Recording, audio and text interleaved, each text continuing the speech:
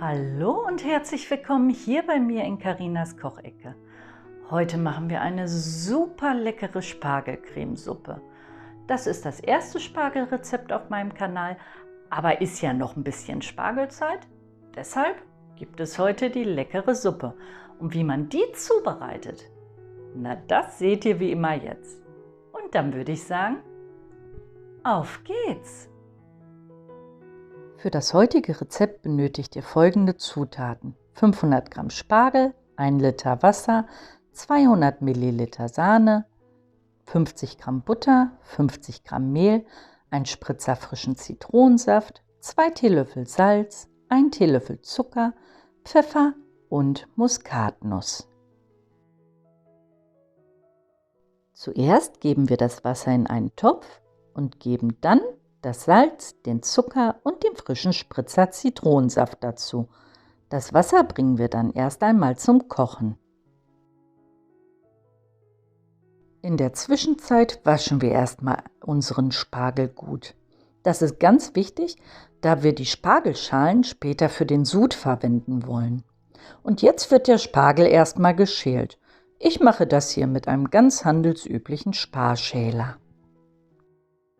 Wenn das Wasser kocht, geben wir als erstes unsere Spargelschalen in das Wasser.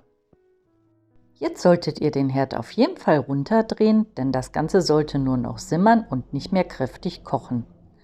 Als nächstes schneiden wir die holzigen Spargelenden ab. Das sind so ungefähr 2 cm vom Ende des Spargels. Und auch die Spargelenden geben wir jetzt zu den Spargelschalen in den Sud. Das gibt dem Sud später einen richtig tollen Geschmack. Das Ganze sollte jetzt für ca. 20 Minuten vorsichtig vor sich hin simmern.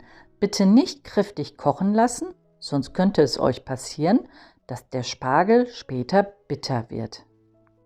Und dann wird natürlich auch die Spargelcremesuppe bitter.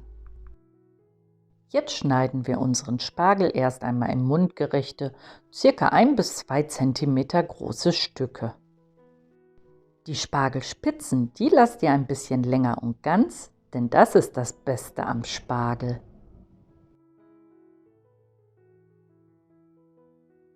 Unser Spargelfond hat jetzt 20 Minuten vor sich hingesiedelt und jetzt gießen wir ihn durch ein Sieb ab. Leider wurde die gesamte Sequenz nicht aufgenommen. Ich habe hier die Spargelreste noch mal richtig gut ausgedrückt, um den ganzen Fond und Geschmack herauszubekommen. Und den Fond, den geben wir jetzt zurück in unseren Topf. Den Fond lassen wir jetzt erneut aufkochen und geben dann unsere Spargelstücke dazu. Auch die Spargelspitzen, alles mit rein. Das Ganze lassen wir jetzt für 15 Minuten vorsichtig vor sich hin köcheln.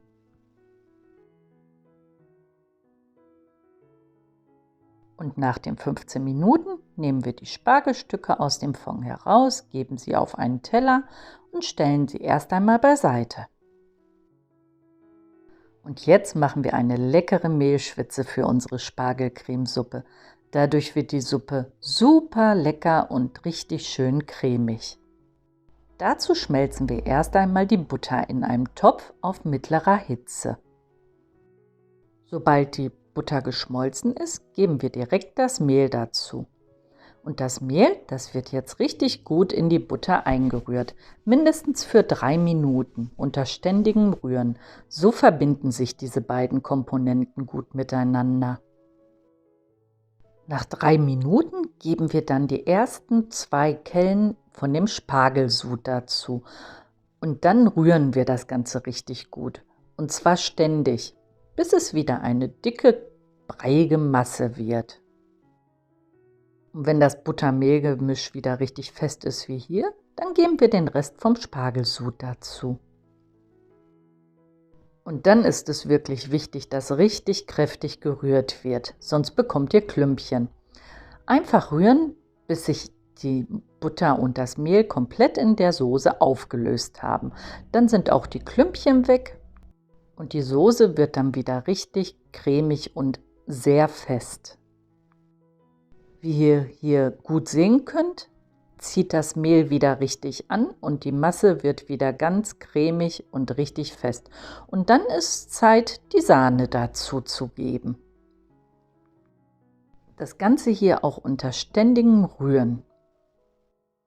Wie ihr hier sehen könnt, hat die Suppe jetzt eine extrem cremige und noch recht feste Konsistenz. Deshalb geben wir jetzt nochmal 200 Milliliter Wasser hinzu. Und das Ganze immer schön weiter rühren. Das ist bei der Mehlschwitze sowieso das Wichtigste. Und jetzt ist es auch Zeit, erst einmal abzuschmecken. Das Ganze muss natürlich jetzt noch ein bisschen gewürzt werden. Ich gebe jetzt erstmal ein bisschen Salz, Pfeffer, am besten frisch aus der Mühle. Ich habe hier ein bisschen schärferen Pfeffer benutzt.